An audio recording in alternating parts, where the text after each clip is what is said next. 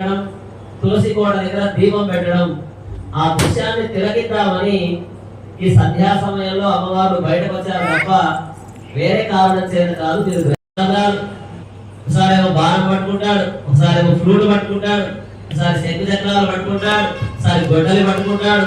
సరే ఆయన ఆయుధం ఏంటి, ఆయన రూపం ఏంటి, ఆయన స్థానం ఏంటి అసలు అర్థమే కాదు. మళ్ళీ ఏమో ఏమో నారాయణ అని అంటూ ఉన్నారు. ఆయనేమో అన్ని రూపాలు ధరించాడు. మరి ఆ సంగతి ఏంటి బాగుంటుంది.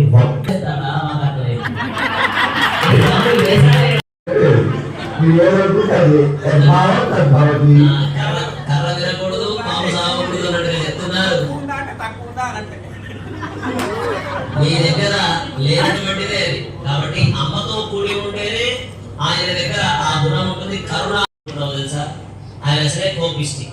పిల్లలు రాగానే కోరికలు అడుగుతూ ఉంటారు, చూసిందేలే అని ఇటువైపు తిరిగి ఉంటే ఇటువైపు నుంచి ఈ అమ్మవారు కుడిసేవలో చెప్తూ ఉంటారు, మన పిల్లవాడే వచ్చాడు, వాడి కష్టాన్ని వాడి కోరికనే నెరవేర్చండి అంటే వీడు చూసిందే ఎప్పుడు అడుగుతూనే ఉంటాడని చెప్పి మొహం చాటేసి అటువైపు తిరిగితే అటువైపు నుంచి ఇంకొక చెవిలో వచ్చి చెప్పడం కోసం ఇద్దరిని మీకు ఇస్తున్నాము తప్ప మా దగ్గర ఎక్కువై మీకు ఇవ్వట్లేదు, మీరు గమనించాలి.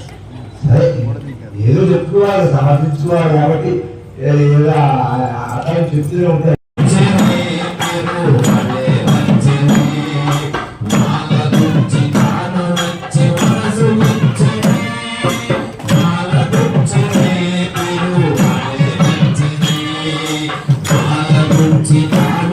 Chita